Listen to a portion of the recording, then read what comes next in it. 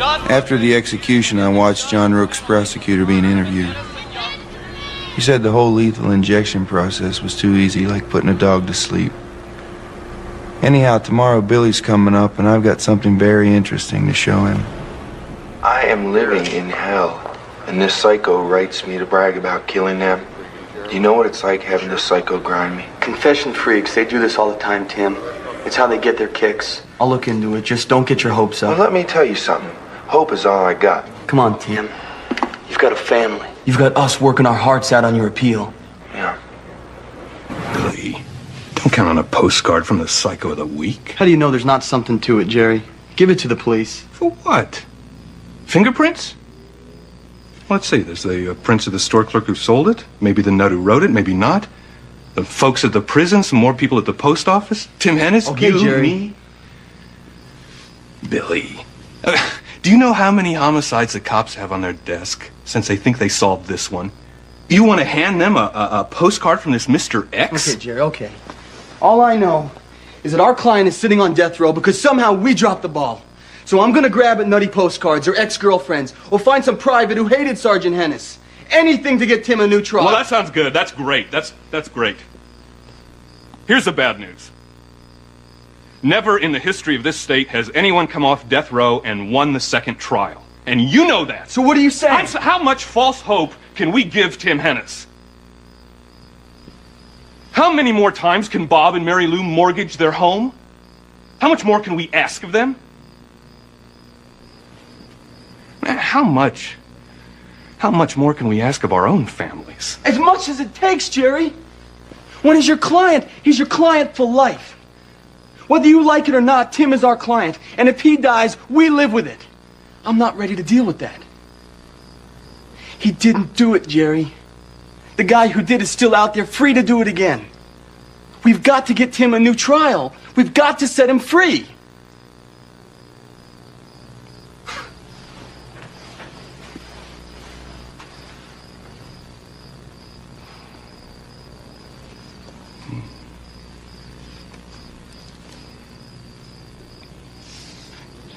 And we'll need to hire a specialist who researches death penalty cases for appeals. How much?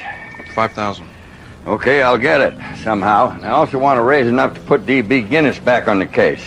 What for? To find the killer. Bob, listen, we both know that you're tapped to the max, and we feel that you should put any money you raise into the appeal. We need to concentrate everything. Money, time, energy, in getting Tim a second trial. Now listen, scatter our resources. Mary Lou and I have sacrificed everything for this, and we'll mortgage the future if we have to. But we don't want a repeat of the first trial, and that won't happen if we find the killer. Now what's D.B. Guinness going to cost, full time? $1,000 to start, $20,000 to finish. Okay, I'll get it. Now I want a copy of all the police and lab reports. What are you going to do with them? Play detective. Mr. Hennis, it's not like I couldn't use the work, but you don't even have an appeal yet. You could be wasting your money. Not if you find the killer. Look, first find the walker. The guy Breck saw, the guy other people have seen walking in that area. We have tried, night after night after night. I mean, maybe he left town, maybe got hit by a truck. Look, D.B., listen. The guy who did this is still out there. People forget that. He's still there. The killer is still out there. Hey, they put that man on death row where he belongs. Now you guys are trying to get him off, right? I can't help you.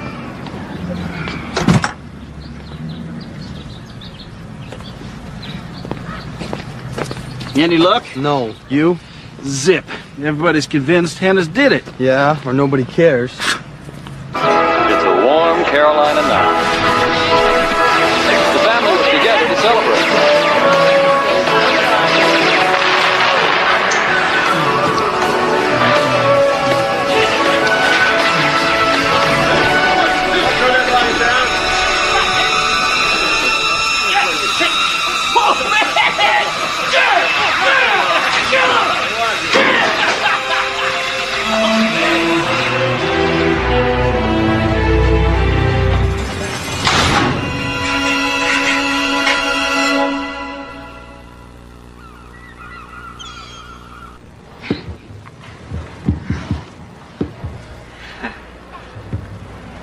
I talked to my mom since the move. They like Jacksonville a lot. That's good. Tim, I've decided to move down there and be with them. Maybe I just can't stand Fayetteville without you. It's just too tough. You know? At least there I've got my family. And I've got a job there at Burnett's in the jewelry department. Sounds like you got it all worked out. Well, Tim, I had to do something. It's just life is slipping away while I'm in here. Everybody's moving. Christina's growing up.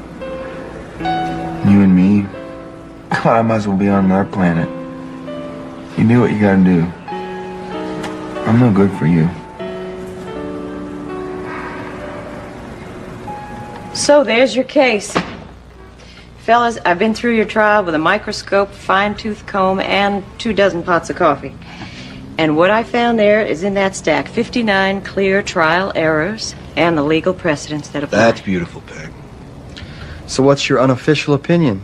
Unofficially, you're trying for the Super Bowl that's never been won. You know all the odds are against you. Yeah. Well, we repeat that every morning before we start the day. Well, anyway, there's your ammo. Go get 'em.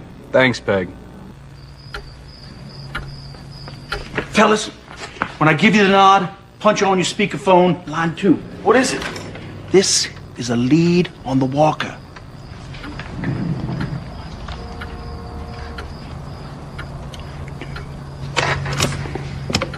Yes, I'm sorry for the interruption, Miss Davis.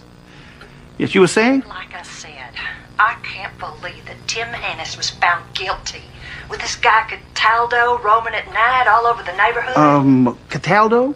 C-A-T-A-L-D-O. Cataldo. He could pass as Hannis's brother. Ma'am, where might I contact you? I see it enough. Just check it out.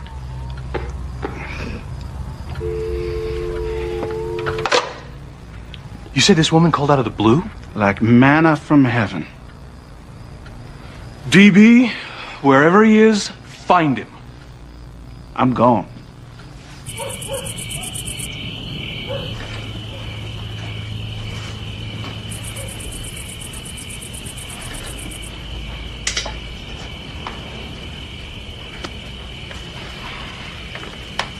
You want a sleeping pill? No. If I took a pill every time I couldn't sleep since this started, I'd be an addict by now and I'd still be awake. Mary Lou, we gotta take out another mortgage on the house. It's the only way. Fine. Now that's settled. Let's go to bed. I wish that was all.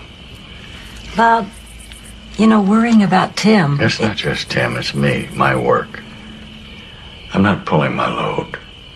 The other department heads are carrying me. Me. Well, you can only do so much. No, every week I'm falling farther behind. Tomorrow I have to take off again and drive up there for a meeting with the lawyers. I can't just... Bob, listen. You're that close to retiring.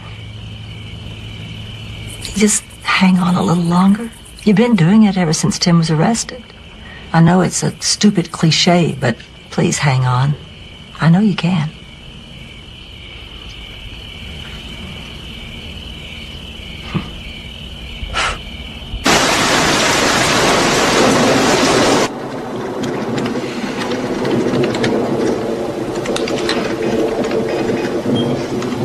Safe to come in?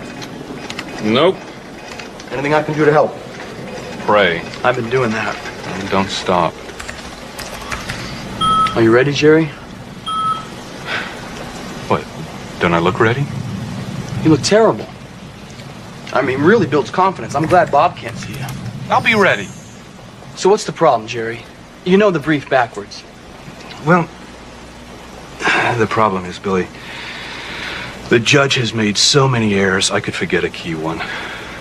Or I could flood them with so many that it'll dilute our argument into mush. So I told you I was happy to make the appeal, Jerry. I don't see why you didn't let me in the first place. Because you never appeared before the Supreme Court. Well, I've got to start sometime. Come on, Billy. Can't I express my doubts to you without you wanting to take over the case? I mean, who the hell else can I talk to? Jerry, I didn't mean it that way, and you know it. Well, that's the way it...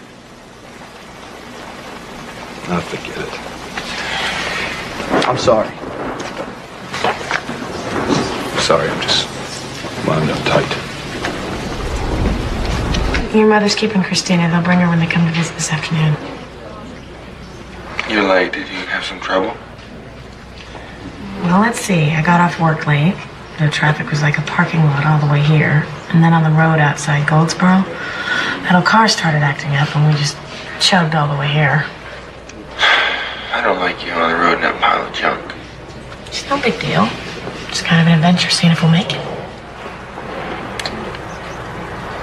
Angela, I gotta talk to you about something. I've been doing a lot of thinking. Because there's nothing else to do but thinking here. What is it? You mustn't waste your life waiting for me to get out of here. What? Angela, listen.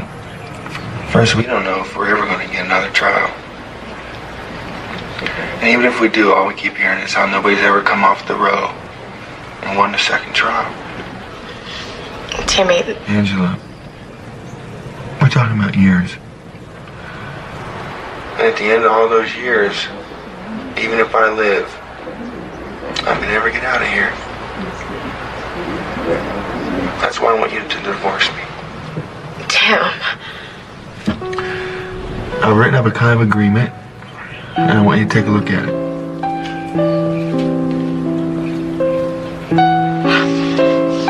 Without even talking to me? It says after you divorce me, should I ever get out of here, that I won't try to get custody of Christina, or I won't interfere in your lives in any way.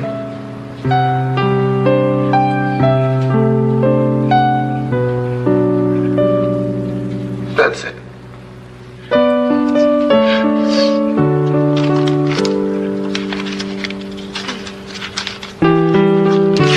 Angela. Excuse me, sir. You have a wastebasket? Listen, Angela. Thank you very much. No, you listen.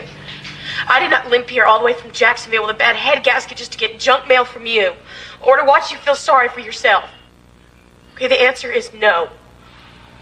And you know what, darling? You're lucky this glass separates us and I can't get my hands on you, or I'd show you how I really feel.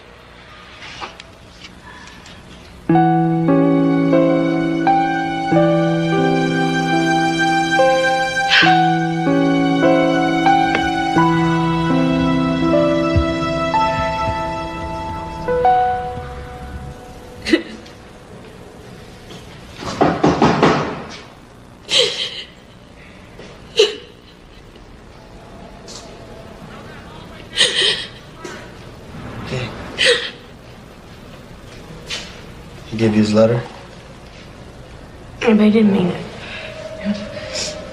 I just think he's in a lot of pain. It's so unfair, you know. He doesn't belong in there.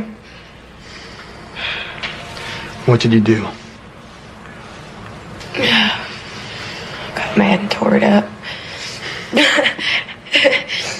Good.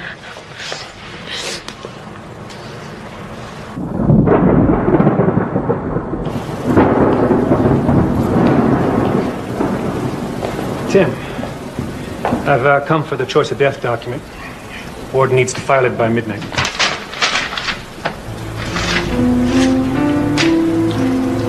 I, Timothy B. Hennis, etc., do declare lethal injection. Good choice. How you know? You ever tried it?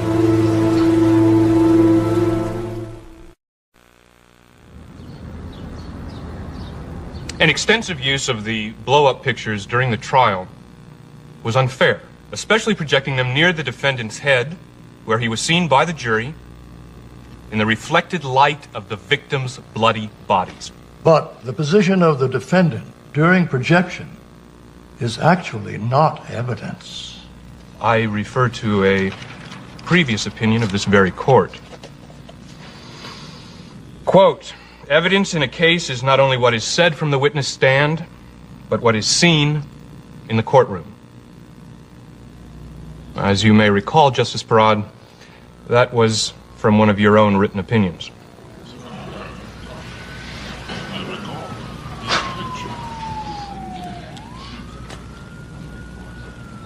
This is taking a long time. Yes? Jerry, that was beautiful. That was beautiful. We're so proud. Thanks. Let me warn you, the Supreme Seven are notoriously unpredictable. They could seem to like you and then hang you out to dry. Oh, Jerry's always Mr. Sunshine. Come on, let's eat. I'm buying. How long before a decision? 6 to 9 months. Another 9 months on death row? You mean before we know anything? My God. How does anyone survive this process? You're absolutely sure, huh? I mean, you take an early retirement, you're going to get less than half the pension you would if you just hang on for 2 more years. Wasn't an easy decision, Roy. I'm just not able to give it my best anymore. I've always done that. Well, there's no other way. We go to the prison every month. I'm constantly having to drive up there to meet with the lawyers. That's 16 hours every trip. I got to stay on top of things. What if we miss some crucial detail? Boy, those lawyers getting sick of me. My friend, you're going to ruin your health, you know that. Please, just back off a little.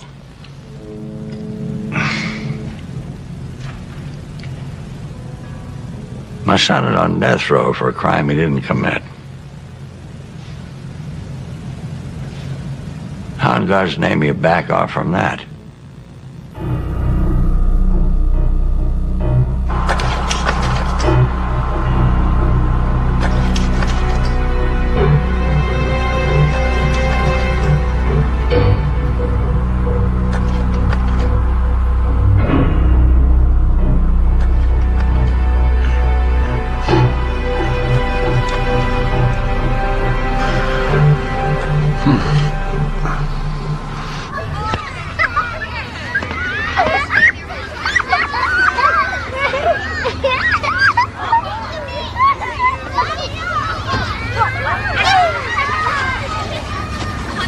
That's Bob. Something's wrong. Got it! Hey! What? Got it! We got the trial!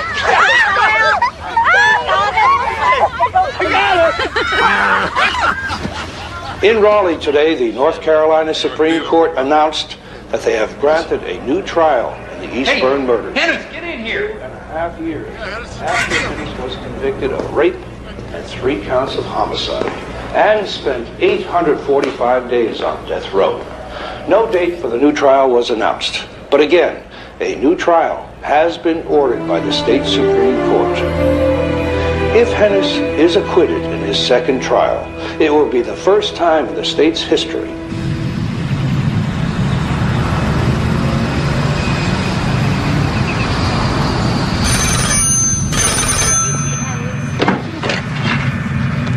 Captain Eastburn. Captain Eastburn, this is the District Attorney's Office in Cumberland County, North Carolina. Yes? The state Supreme Court has ordered a new trial for Timothy Hennis. What? You'll be contacted by the District Attorney. Captain Eastburn, I'm sorry.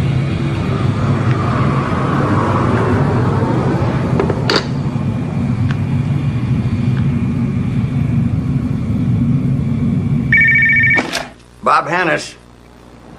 Oh, yes. Thank you for calling back, Dr. Wyman. Yes, sir. The blood semen test. Aha. Yes, sir. Baltimore, Dr. Zeitlin, Z-E-I-T. Thank you, sir. Thank you very much. What? Based on the state's lab report on blood semen samples, this lab might have eliminated Tim as a rape suspect. He gave me the name of a lab in Baltimore for another opinion. So if another lab had done the tests, there might not be a rape charge? Yeah, possibly. Possibly. Might, maybe, possibly. It's never true or false. Just somebody's interpretation of a lab report? And all this work everybody's doing. How do we know it'll even get in as evidence? Well, honey, it sure won't if we don't keep trying.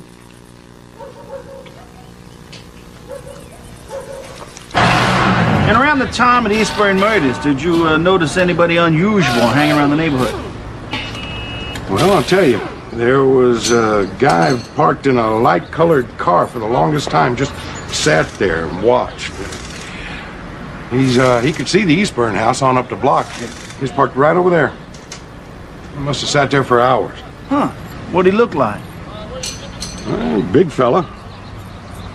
Kind of a stocky build, sandy blonde hair. Suddenly, he just up and was gone. Thank you.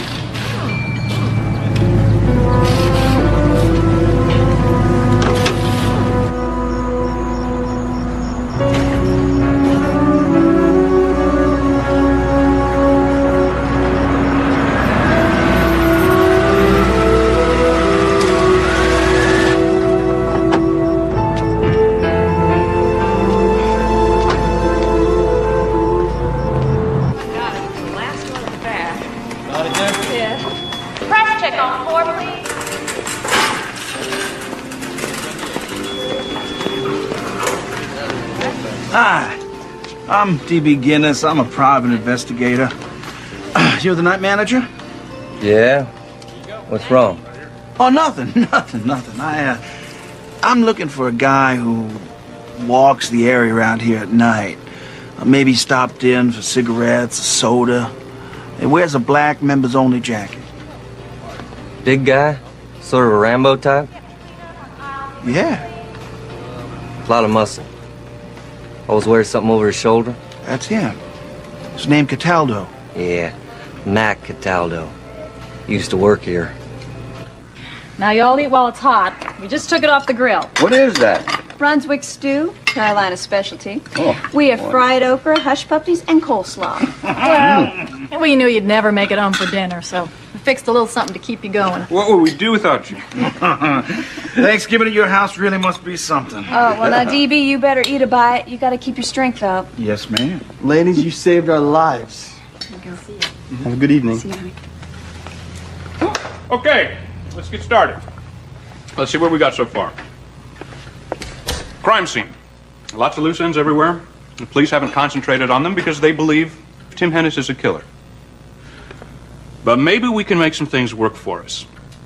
Like, who made all of those harassing phone calls to Katie Eastburn a month before she was killed?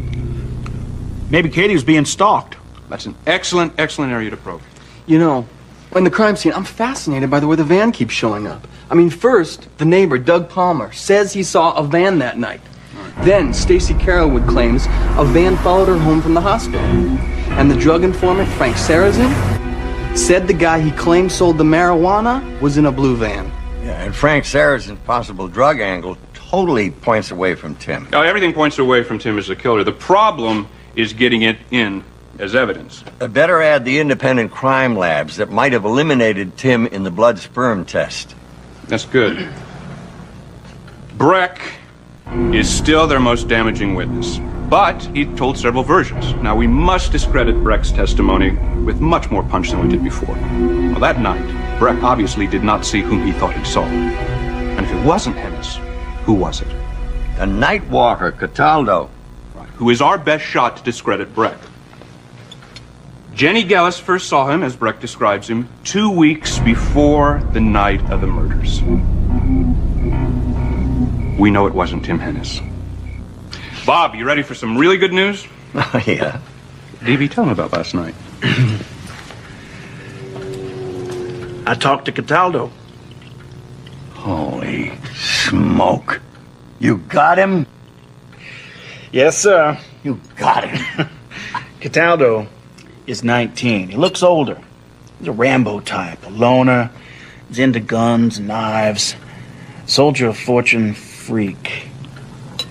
Now, he worked as a night stock boy at the Pines Market, and he is very wired. He walks miles after work because he can't sleep. Now, that night, he was working the late shift at the market. He is not the killer. He was walking the neighborhood later that same night. He has to be the guy that Breck saw. That's incredible. So let's tell them this blows their case wide open. No. Over my dead body. Why not? Remember Owen Breck? We revealed him too soon and lost. Let's don't make the same mistake twice. Let's save him for trial. Billy's right. We spring Cataldo at the trial. This time, we'll have a surprise.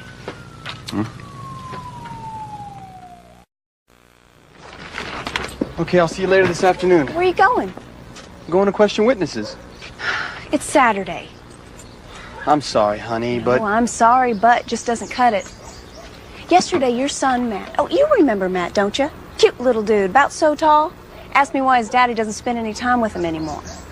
Now, I explained to him all about law and jurisprudence and all that really important stuff, but I don't think he bought it. I'm sorry, honey, but what can I do? Help me with the groceries, and then take your son with you.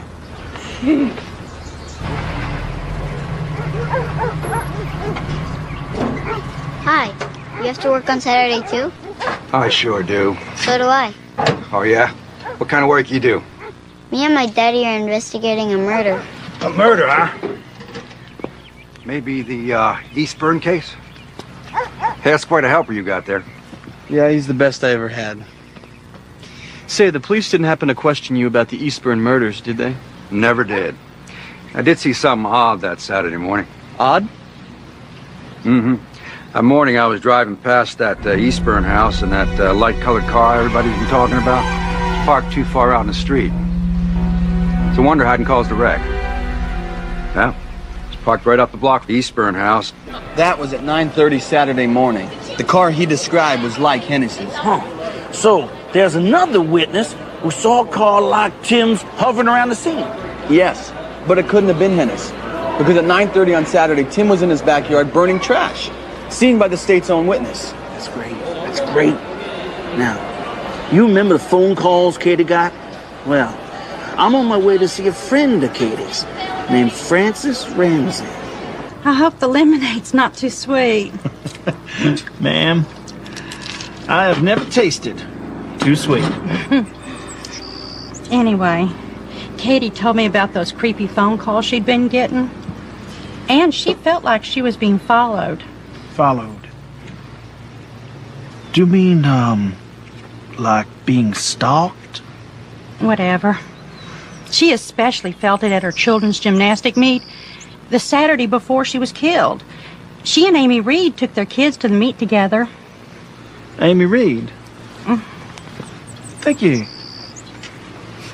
Sure, there are a lot of pictures taken. Well, you know, everybody takes pictures of the kids. Yeah, could I see him, Miss Reed? Well, the police took my copies.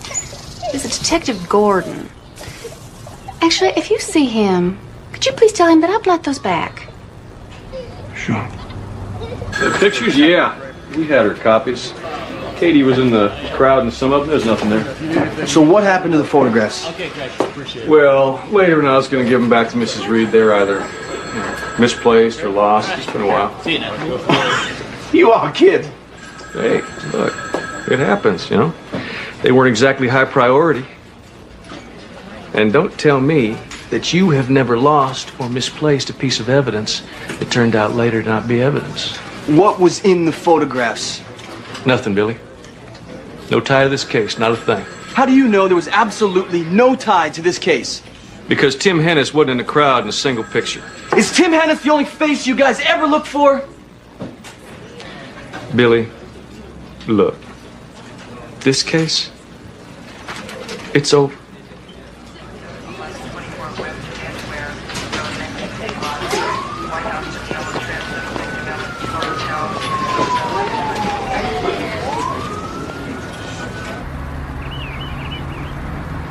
So now we have 3 white cars involved in the crime. I understand all that, but the van, that keeps popping up all over the place. Right. You remember Bonnie Griffin, the newspaper delivery lady? Yeah, I think DB should talk to her again. Find out what she's afraid of. She might have seen the walker, too. Also, Bonnie Griffin said she almost ran into a van in front of the Eastburn home at 1:45 a.m. Now, if that's all she saw, why did she flatly refuse to testify in open court? It makes no sense. Maybe she saw something more. Next, Stacy Carolwood. Something peculiar. She said Saturday morning she passed the Eastburns and saw the front door open. But on Sunday morning, Sergeant Hallis found the Eastburns' front door locked. The deputy had to enter the house through the bedroom window. Also, 9:30 a.m. Saturday morning, the mailman saw a car like Tim Hennis's parked near the Eastburns. Now, this must have been the same car that Lorraine Taylor saw a half an hour before at the instant teller. So after the murders, the killers, using 2 vehicles, a compact car like Hennis's and a van, go back to the crime scene. Possibly to check on their cleanup job in daylight.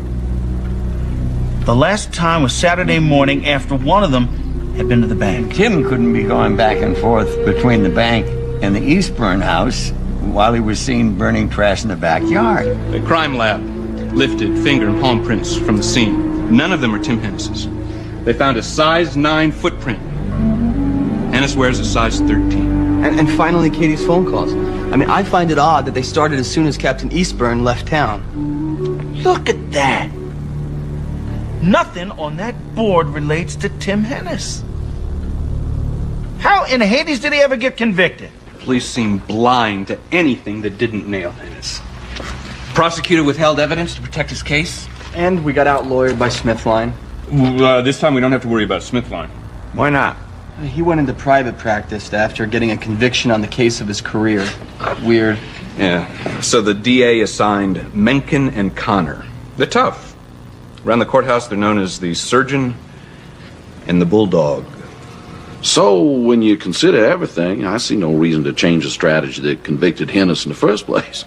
Oh, except for the old rule. On the second trial, the defense is usually stronger and the prosecution's case is weaker. Well, what's the change? Stephen here built a rock-solid case. Well, no matter what new tricks or so-called evidence they come up with, is there anything to refute what actually convicted Hennis? None of that has changed. And we have a new witness, Mildred Gwynn. She can positively ID Hennis at the Eastburn house the day before the murders. The day Hennis says he wasn't there. Really? Mm-hmm. Another little surprise for Butch and Sundance. Miss Griffin, I do appreciate you talking to me. We've been through this. I don't know what else I can tell you. You said that you saw a light-colored van parked in front of the Eastburn. Right. You know, I don't... Did you see anyone? I told you what I saw. I know. But you also refused to testify in court. That's right. I will not testify in open court. Please. Can I just ask why? We could subpoena you. What good would that do? I'd just sit there. Well, the judge may be able to force you to I've testify. got to go pick up the kids at school and then cook dinner. No. And I must tell you, my husband is getting tired of you people coming around asking questions. Please, leave me alone.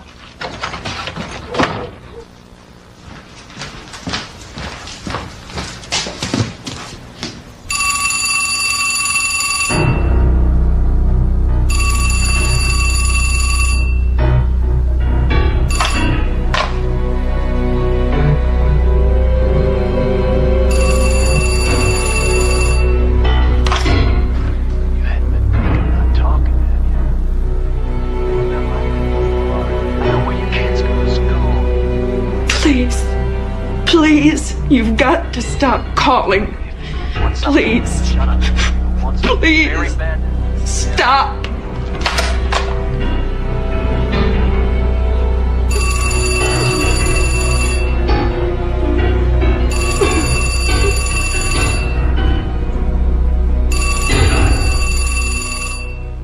No matter how many times I go over it, their case hinges on Owen Breck. Breck's a cipher to me. What did he really see that night? And after Breck admitted he was uncertain of his idea of Hennis, why did he change his story? He's not just lying for the hell of it. Either he's mixed up Hennis with Cataldo, or he just loves the attention. No, his anguish about IDing the wrong man was too real. Messages? Thank you. Sure. However, DB, I've been checking into Owen Breck, and he has been a very, very busy guy. First, a felony credit card attempt, and a warrant for Owen Breck's arrest, a drunk and disorderly charge. Notice anything peculiar? DB, with all these charges, he was never indicted. Something stinks. Yeah, DB, dig on it. Okay, Hey, and find me something. I'll get it. See you, Dawn. Bye-bye. We're going to file for a petition. We're going to see that it works. Thanks a lot. Now, what you have to do on your That's what I end heard. is be How you patient. doing? Same song, third verse. It's a big step closer. It doesn't feel any closer. It's only been 27 months, 3 days, and 6 hours. But who's counting? Me, I'm counting. Come on, show some guts, Sarge. Tim, you gotta promise me something. This time you must get on the witness stand, no matter what anybody else says to you. You gotta let that jury see that you couldn't have done it. Angela, there's no power on earth that's gonna keep me from testifying, even if I blow it. What is wrong with that? You're still too angry, Tim. Now listen, you insisted on testifying. No, we agreed that you'd have to be coached. Why can't I just tell the truth? I gotta worry about how I say something. Because how you say it may determine whether the jury believes you. Now tell us about the night of the murders. Well, what do you want to know, Jer? That is not an answer, that's a question. Now, Tim, you can't win this case by yourself, but you can damn sure lose it. Come on, Tim. Please. Come on, what? Okay, look, I came back from Selma. Don't use your hands. Don't use your hands. They're big, they're threatening. And you're accused of brutalizing a helpless woman and her 2 small children. Don't give the jury a reminder of the difference between your size and theirs. All right? Okay, look, start again. This time, no hands. I came back from Selma. There must be more on Owen Breck. Maybe over at Central Records. Thanks, Tommy. Did you know about the missing wallet? What wallet? I worked on that one. I think it was last March. Somebody found a wallet lying in the street in Montclair. In it was a letter about Owen Breck. Wait, hold on. What are you talking about? It turns out the letter belonged to a friend of Breck's. The letter was all about how Breck was shaky on his ID of Hennis. Huh, that's impossible. The letter was in the wallet, just lying on the street. Is that weird? Where is this letter? Who knows? But I took the file on the case over to Records Annex. Records. Billy Richardson there? Oh, yeah, he's right here. Hello? Billy Richardson. It's Guinness. Look, Cataldo's moved again. I'll track him down. Swell. Hey, Billy, I found him once. I'll find him again. I'm counting on that, DB. Now listen to me. 11:30 tonight. Be sure to meet me at the Sheriff's Record Annex.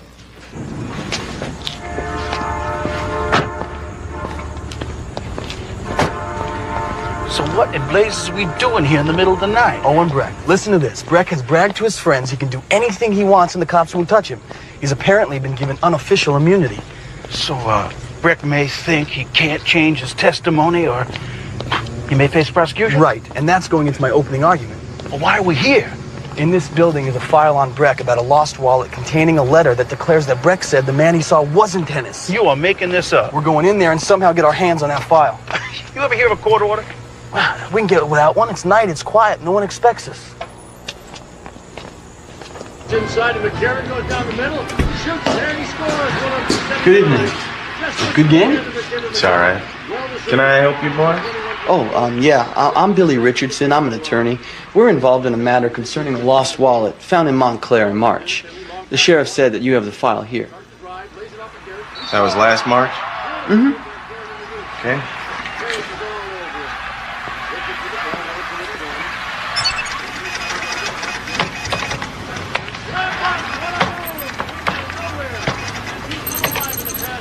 Yep. Here we are. Montclair. There was a wallet. Do you still have it? Nope. Disposition wallet returned to a Gary Durone. D-U-R-O-N-E. Mr. Durone, according to the case file, you are friends with Owen Breck, right? Yeah, we're friends. What you want? I want to know about the letter. Remember the letter and the wallet you lost? What about it? Did it have anything to do with Owen Breck's uncertainty about identifying Tim Hennis? Maybe. Mr. Durone, maybe might get an innocent man executed. told him. Hey, I'm gonna tell you right now. If you got your doubts it was Hennis, you either shut your mouth or you take it to the DA. Right, man. Go to jail for perjury. Hey, wait a second, man. Come on now. What you gonna do? You just gonna let that man die like that? Hey, now it could be Hennis. I'm just not sure. Also, now I'm not the only witness. What about all the other people? Man, you are not responsible for them. Were you drinking that night? Mm-hmm. I wasn't drunk. You said you weren't sure that it was Hennis. Right. I'm not sure. It doesn't mean that it's not him. Okay, who wrote the letter? My girlfriend. You know, we had spoken before she went off to college, and you know, she wrote me and told me that it was my responsibility to get on Owen's case, because if Hennis got executed, it would be partly my fault, and that's because Owen admitted, you know, he wasn't sure it was Hennis he saw that day. Look, I don't know if I can even use it, but I need that letter. Now, were you in the Eastburn house? No. Before that night? Don't jump in. Of course you were in the Eastburn house. 2 nights before the murders, that's when you picked up the dog. These prosecutors are smart, Tim. Don't let them trick you. Wait until they finish before you answer. Yeah, I get it. Answer in complete sentences. I want the jury to hear you talk. See that you're not a monster. Just an ordinary guy with one hell of a streak of circumstantial bad luck. Now, when you picked up the dog, did you go through the house? No. Just the living room. Hey, I used the bathroom before I left, that's right.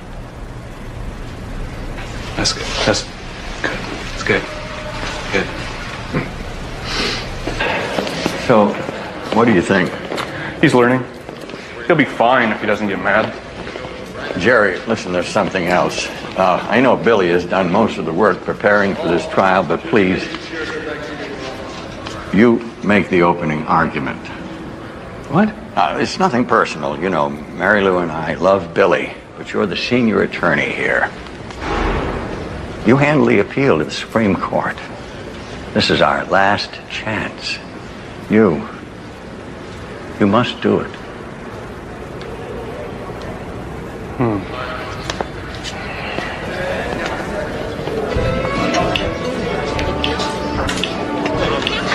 I can't believe you're eating again. I haven't enjoyed a meal in 3 weeks. Well, I eat when I'm nervous. Yeah, what are you nervous about?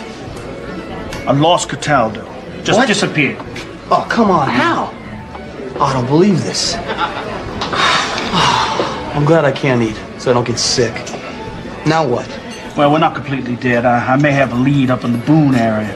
DB, with our luck, he could be dead. Yeah, well then I'll just dig him up, dust him off, and drag him into court. Well, you better get a shovel, because we got 2 weeks. Cataldo discredits Breck. He's our biggest gun. I will stay on it, Billy, I swear. Thank you. Look, I got another angle. I want to talk to Bonnie Griffin again. What? Come on, she refuses to testify. Yeah, but does it make any sense that she refuses to testify without just seeing a van? She saw something else, and she is scared. Now, I've been doing this too long not to spot it. And whatever she's afraid of is important to this case. But she won't talk. Yeah, but I think she wants to. Lady's got a wide streak of decency. Hey, what kind of detective would I be if I can't spot the good guys?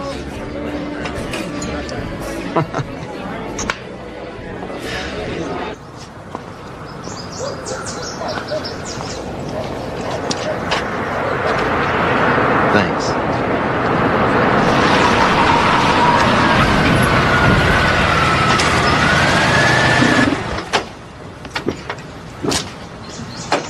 Hey, it's me again.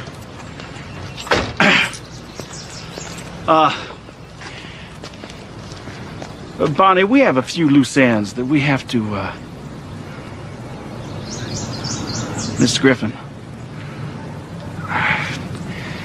Could Bonnie and I go for a cup of coffee? Just a few minutes.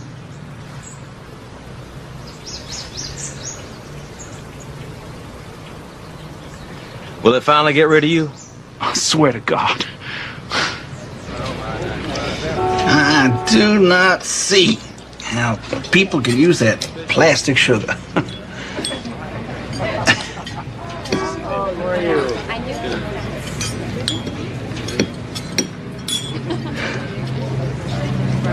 They're going to execute Tim Hennis. That could really happen. Oh, they won before. They'll win again. Unless everybody tells what they know. Tim Hennis is dead.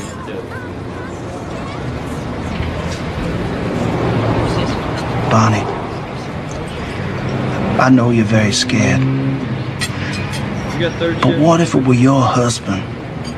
And somebody knew something might save his life.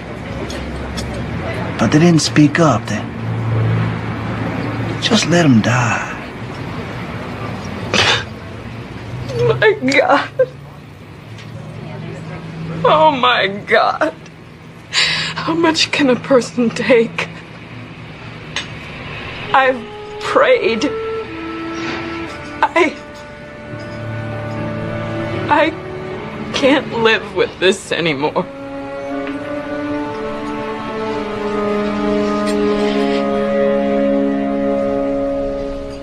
Jerry, I put most of this case together, and now you're telling me I'm not making the opening statement? I've given it a lot of thought, Well, Billy. think some more, Jerry. I've been working on this opening for months. I know this case. Jerry, I've earned this. Billy, this is the way it is. I'm doing the kickoff, then you take the ball. That's it. You better make one hell of a kickoff. See you in court.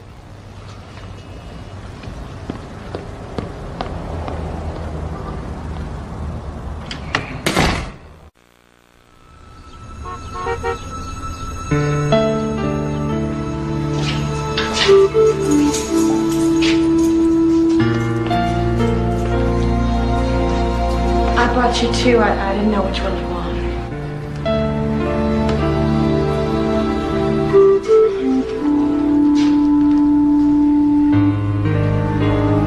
It's time to go to court, Tim.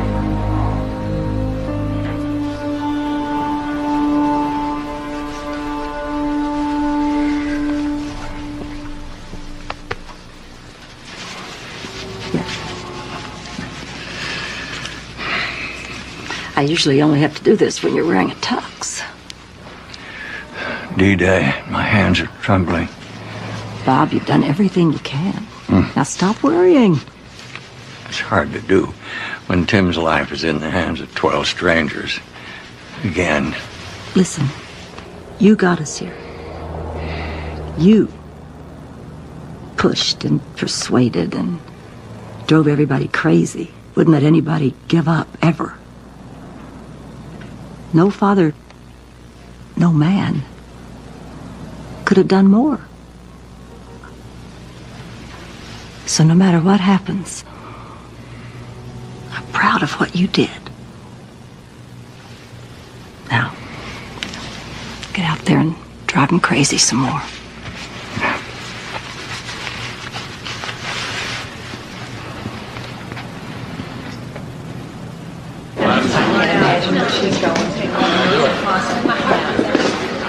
Where have you been?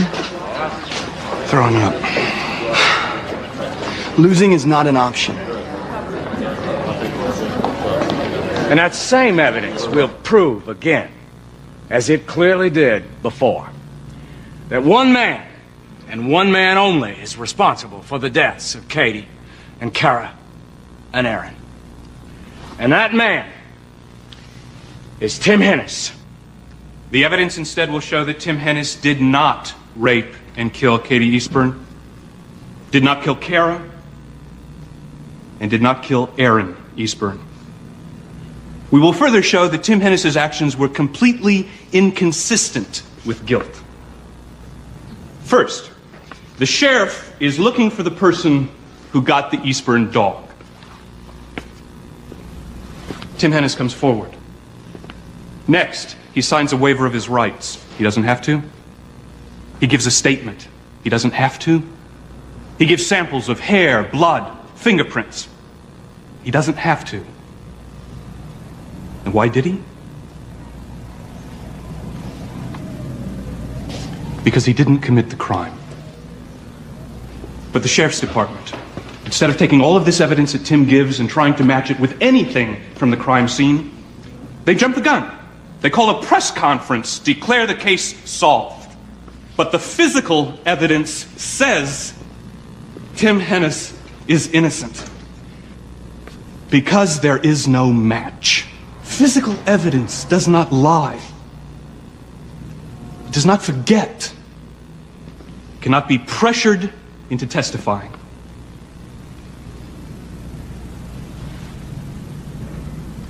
Tim Hennis is not guilty. He was not guilty before. He is not guilty now. And we will show it.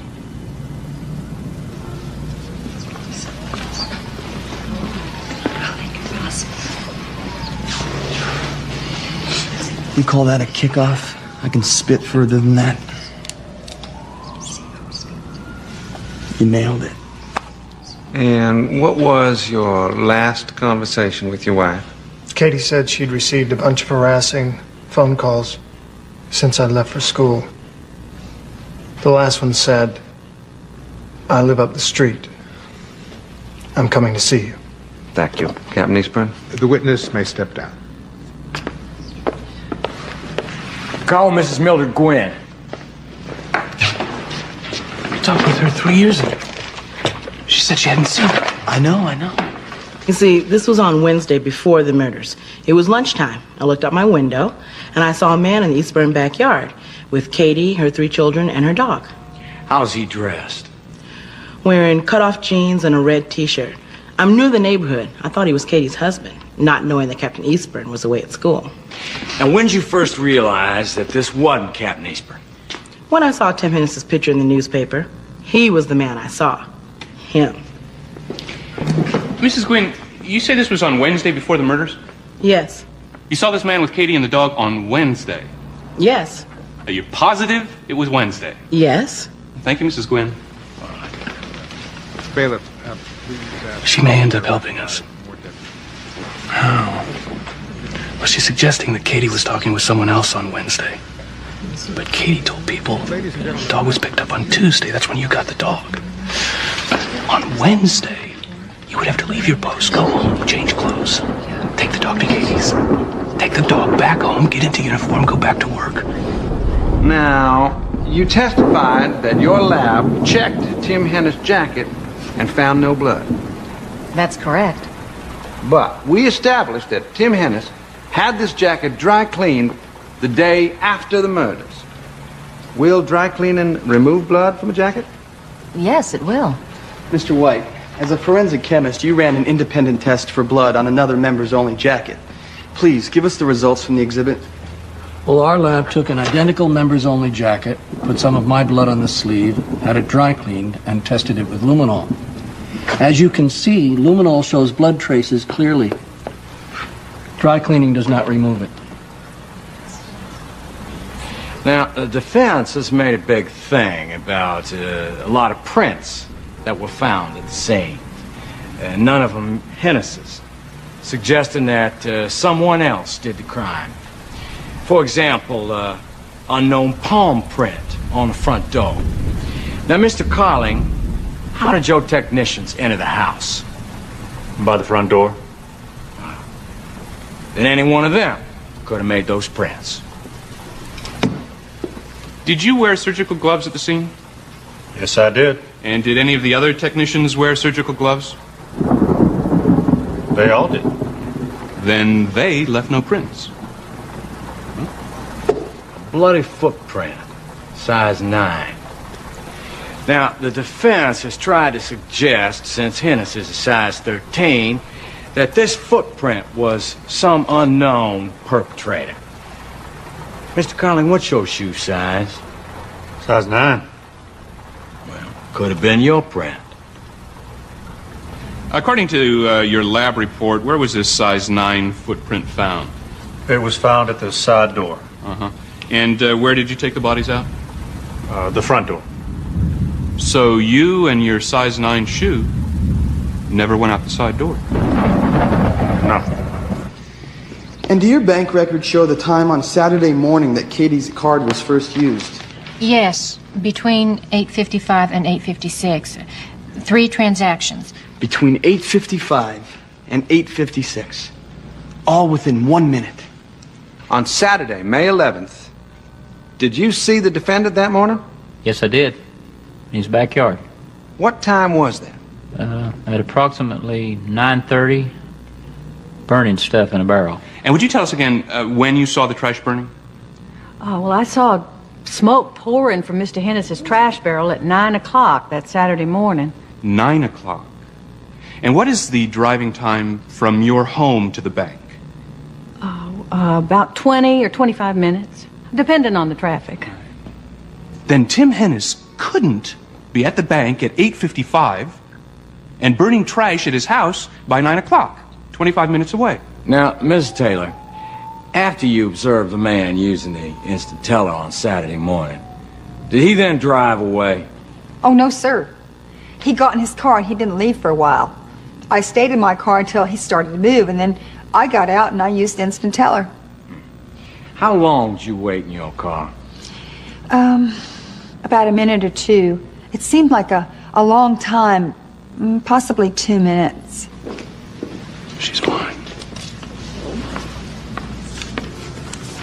Mrs. Taylor, in the previous trial, you had no memory of this incident until 10 months after the event, when you came forward.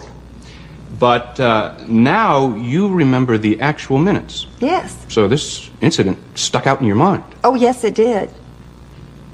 Yes. All right, well, here is a record of all of the bank transactions you made in those 10 months. Could you please tell us which ones you actually remember doing?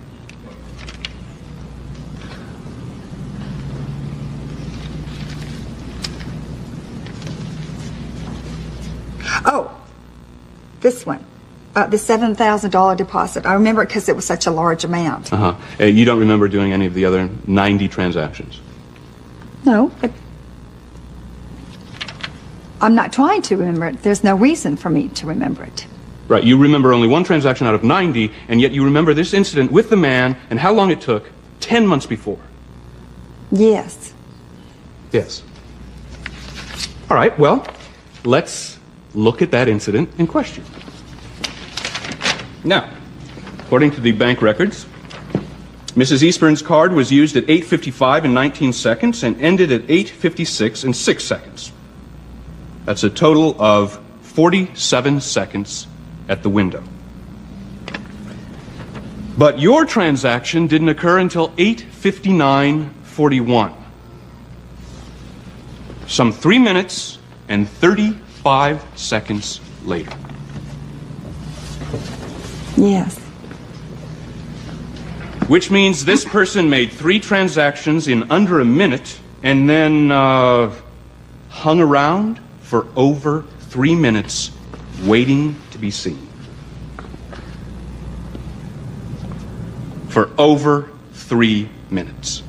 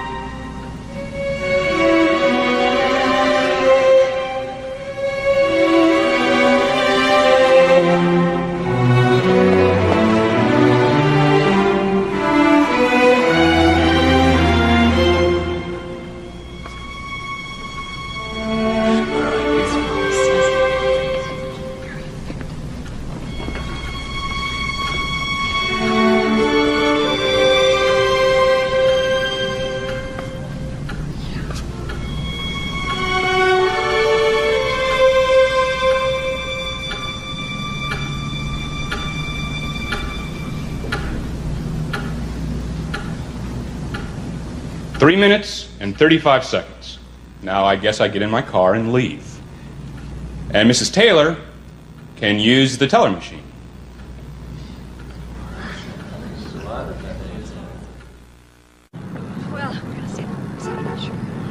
So this man was parked near the Eastburn house. Yes, sir, across from my station. Now you had time to get a look at him. Yes, sir. Would you describe him, please? Well, big guy, sandy blonde hair, broad-shouldered. It's Tim Hennis.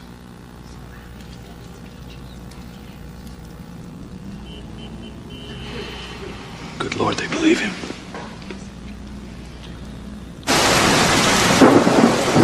I'd say we were ahead on points until the jury believed Glenn Dufree.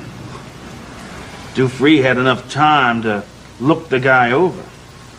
That's a hard idea to shake. But it couldn't have been Hennis. Who was it? The guy who was stalking Katie? How did Dufree describe him? Big, sandy blonde, broad-shouldered. Right. And who else does that describe? Hey. Thanks for coming. Hello, Mr. P.I. Kind of short notice, huh? Yeah, I'm sorry, Frankie, but no predicted brainstorms, huh? You've been too busy busting druggies to follow the trial? Nope. It's better than television. What do you need? Back around the time of the Eastburn murders, did you happen to have any drug stakeouts going on in their neighborhood, say, about a month before the murders? What is your occupation, Mr. Sarrazin? Professional narcotics informant. And during the month of April 1985, were you on a drug surveillance in the Eastburn neighborhood? I was. I had a stakeout on a gas station up the street from the Eastburn house. The mechanic had been dealing drugs. I was probably the guy Mr. Dufree saw since I was sitting there 4 or 5 hours. I had to set up an informant to make a drug buy from the guy. My informant, a young woman, made a buy for $250. The drugs were delivered later. And who was your informant making the drug buy? Stacy Carrollwood. Stacy Carrollwood. Stacy Carrollwood, the Eastburn babysitter. Objection. And if this testimony is allowed, it must be continued out of hearing of the jury. I will allow the testimony, but the jury will retire. Ladies and gentlemen, if you will retire to the jury room. But they can't unring a bell, you know. They made the connection of a possible drug angle on the Eastburn murders. Stacy Carrollwood made the buy, but she didn't get the drugs. She told the dealer to bring them to her at the Eastburn house the following Friday night, where she was babysitting. And that's the weekend the murders occurred. But I was called out of town that week, and when I returned, the Eastburn slayings had occurred. Mrs. Griffin, where were you on Saturday, May 10th, between 1 and 2 a.m.? Delivering newspapers on Summerhill Road. Please, tell the court what happened. At about 1:45 in the morning, as I came to the Eastburn house, I saw a light-colored van parked. I had to slow down to go around it. I continued on my route, and when I came back toward Yadkin Road, I saw this man coming down the drive from the house. He was small, 5'6" or 7, and carried something over his back.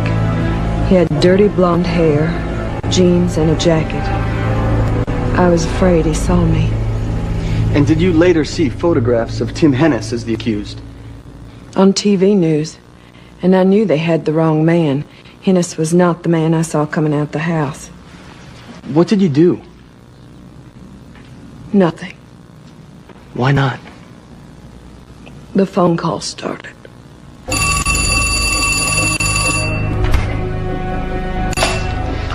Hello? I live up the street, and I'm coming to see you. You keep your mouth shut. You keep your mouth shut, you hear me?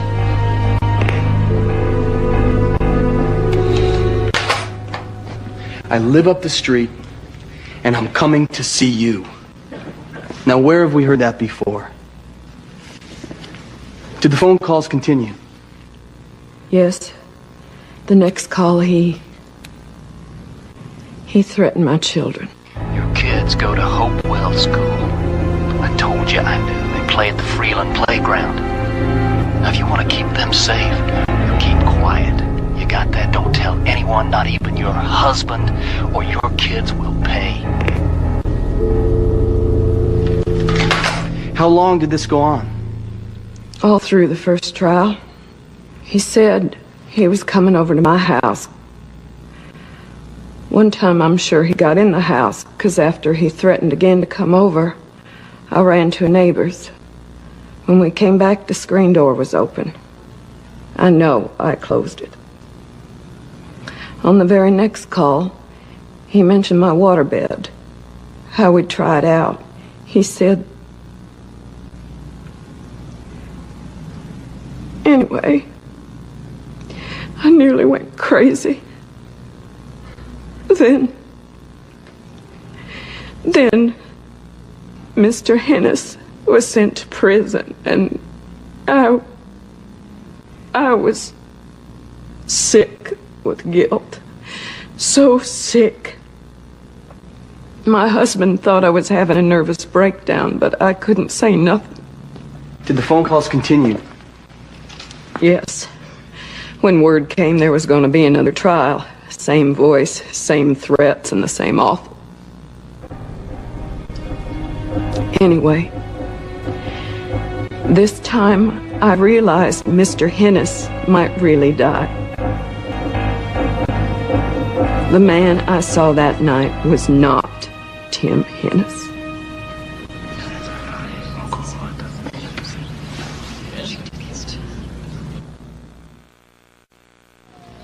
Please tell the court what happened that night.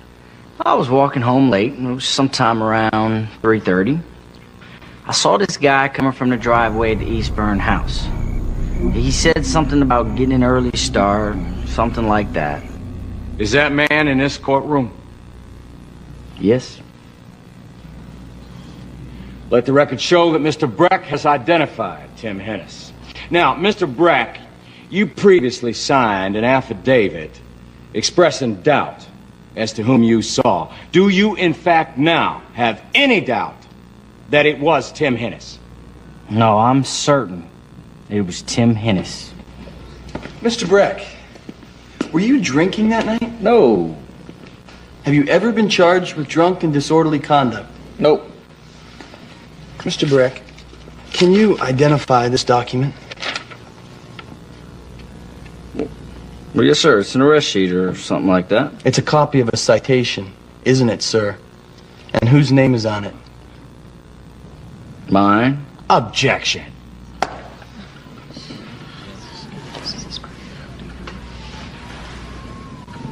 Mr. Breck's criminal record is not material to this homicide. Your Honor, the whole purpose of my questions are to show that the state has a strong case against Breck on several charges, which they're ignoring because they need him to testify against Tim Hennis.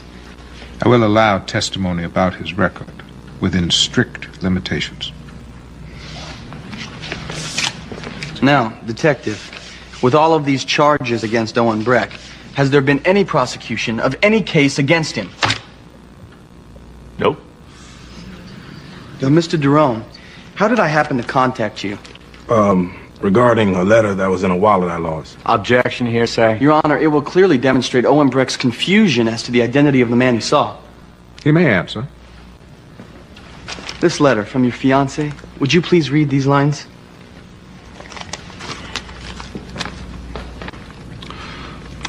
Owen said he was unsure about what he saw because he had been drinking. Did you even talk to Owen? If you don't, and Hennis gets the death penalty, it will be partly your fault. Thank you, Mr. Derone. No further questions. You may step down. Your Honor, our last witness does not appear on the witness list because we made contact over the weekend. Call your witness. Call Matt Cataldo. Matt Cataldo?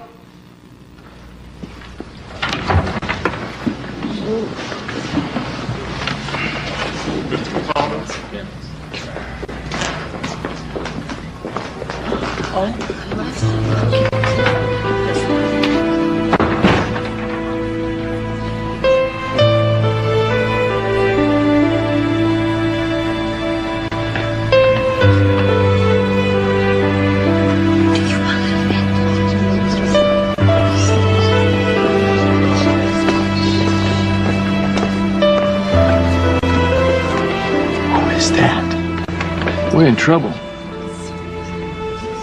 And you walk the Eastburn neighborhood frequently at night? That's right. We spent a great deal of effort trying to find you during the first trial, Mr. Cataldo. Where were you when we did locate you? At college, Appalachian State. Being so close at hand when the Eastburn murders occurred, weren't you even curious? Yeah, sure. I even came and watched the first trial once. But after the cops questioned me, they let me go. I didn't really think too much about it after that. So during the first trial, when Tim Hennis was convicted and sentenced to death, the police had questioned him and let him go and never notified the defense that he existed. And in the first trial, the prosecution knew about Mr. Cataldo. Maybe they let him go because they had a witness on Mr. Hennis. His alibi checked out. But they withheld this information from us despite knowing we were looking for him to discredit Owen Breck. Breck identified the wrong man. The existence of Cataldo is evidence that Hennis is not guilty. The prosecution also withheld the crime prevention checklist. I couldn't find it at Fort Bragg because they had it. They didn't present it until it was too late to support Hennis's bank card alibi, which it does. When you take all of these things together, it clearly shows misconduct. Deliberate, serious misconduct on the part of the state. We've been prejudiced by this. So we're asking the court to hold a hearing immediately at the end of this trial, a hearing to determine what should be done about this prosecutorial misconduct. Very well. Have your evidence ready.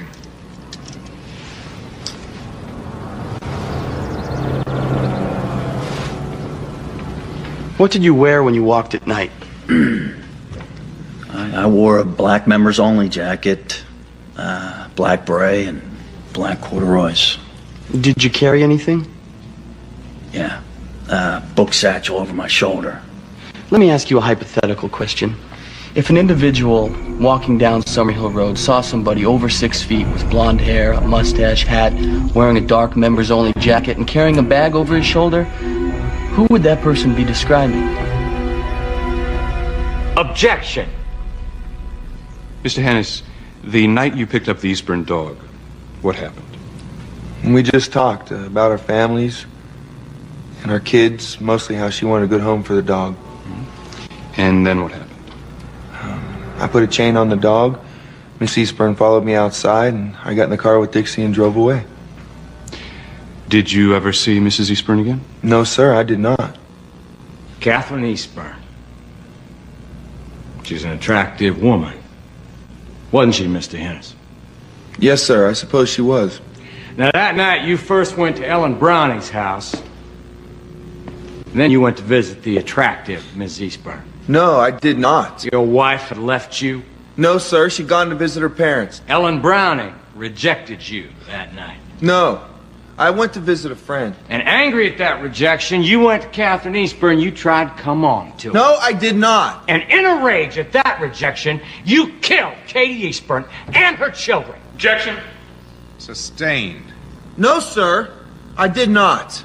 But you have absolutely no supported alibi whatsoever on the night of that murder.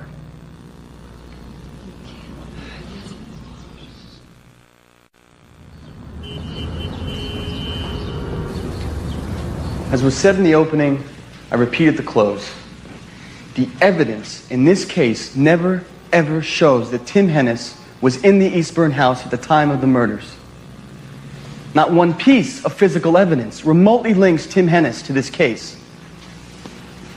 The state's case is entirely circumstantial, stacking supposition upon supposition to speculate that Tim Hennis is guilty. Their key witness, Owen Breck, has made contradictory statements about identifying Tim Hennis, and for this he has received favored treatment by the Sheriff's Department and the prosecution. Lorraine Taylor's testimony about the instant teller transaction is filled with peculiarities. After 10 months of silence, she suddenly remembers. She has Tim Hennis illegally use Katie's card and then wait around for 3 minutes and 35 seconds to be identified before he leaves. So what do we have? Owen Breck can't get his story straight. Lorraine Taylor's memory comes back 10 months later, after everything was in the papers. Tim Hennis freely gives physical samples that don't match anything at the crime scene. They have Tim Hennis everywhere he can't be, like using the instant teller at the same time he's seen burning trash. And Bonnie Griffin says Tim Hennis is not the man she saw leaving the murder scene. Tim Hennis is not the man she saw.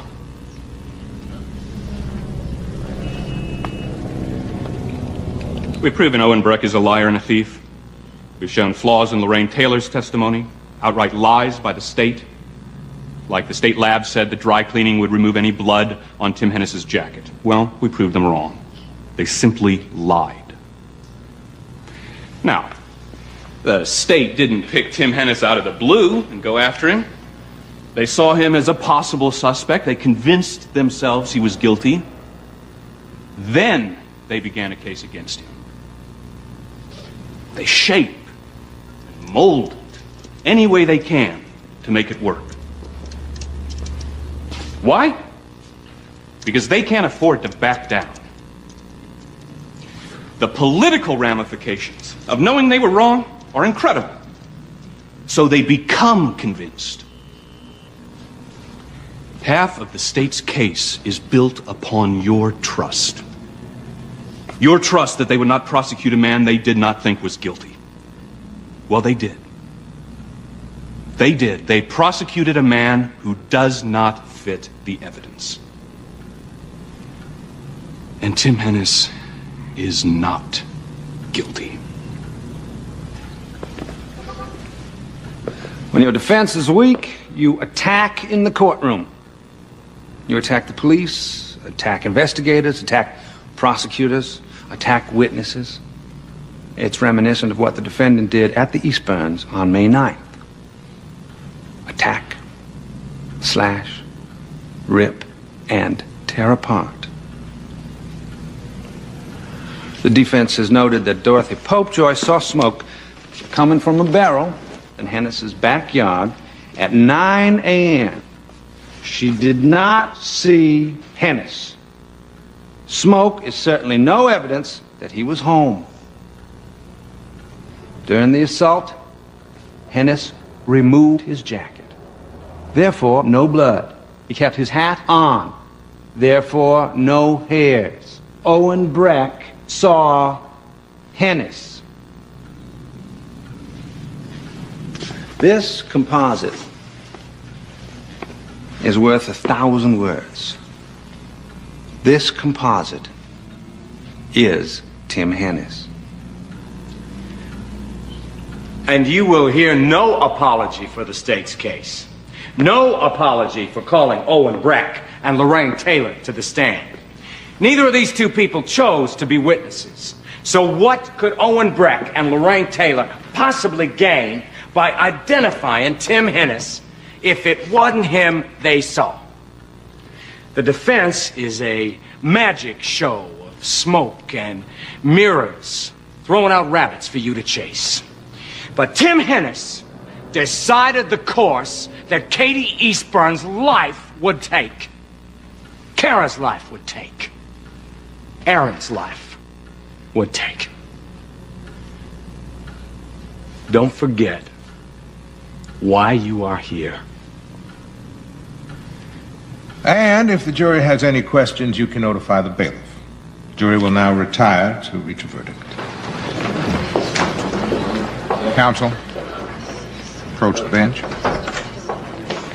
The defense will have the weekend to prepare for the misconduct hearing. The state is to make any and all documents immediately available. Hearing will begin Monday, 9 a.m.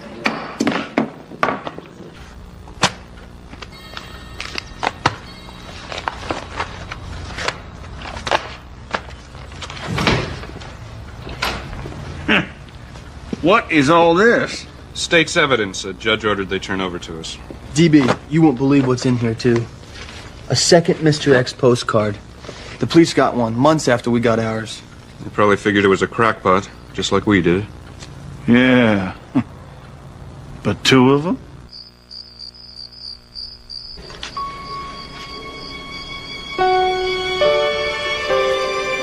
Dear Mr. Hennis, I did the crime.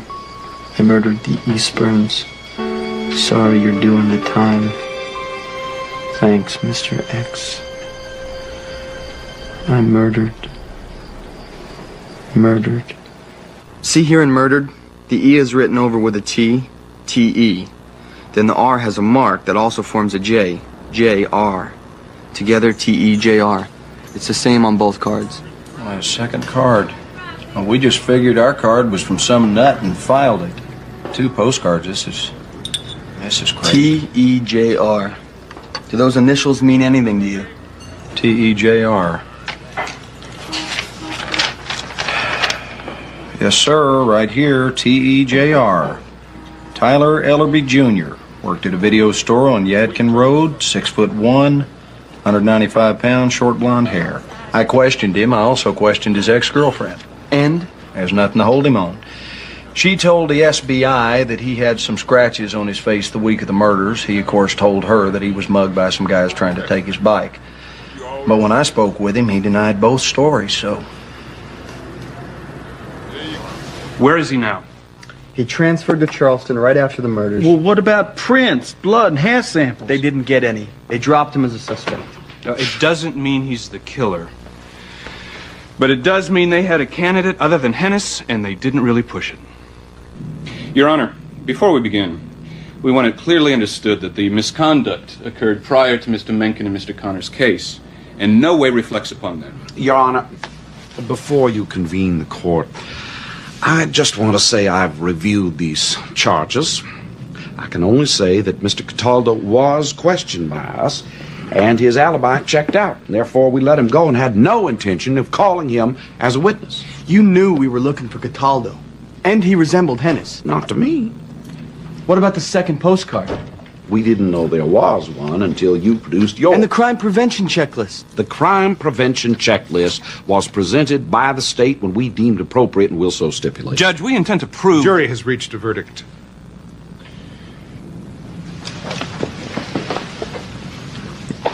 It's too quick. It's too quick. I know. Gentlemen, we'll continue this after the verdict. Your Honor.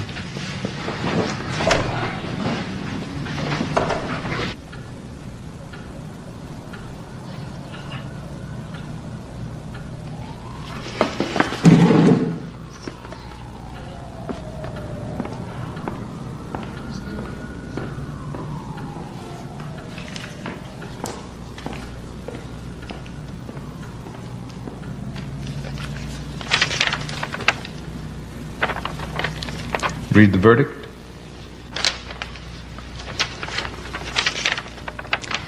In the case of North Carolina versus Timothy Bailey Hennis, the jury has unanimously returned as its verdict that the defendant is not guilty. Hennis, you are free to go.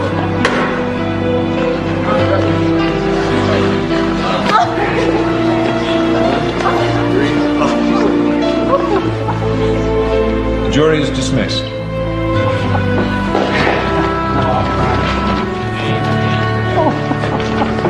Counsel. Both sides, please.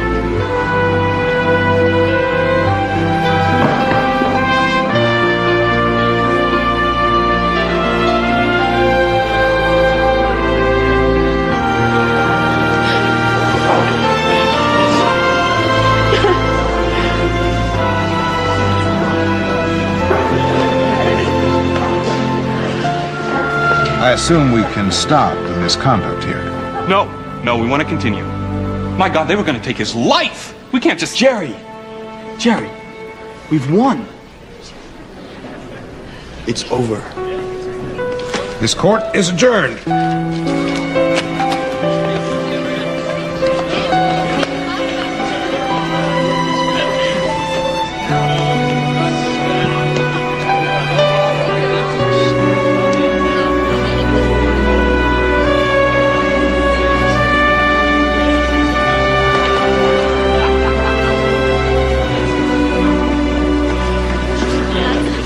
Gary.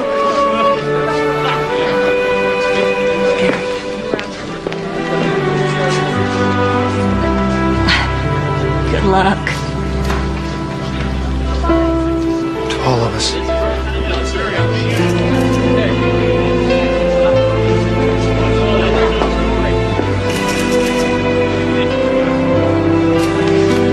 Congratulations, Bob.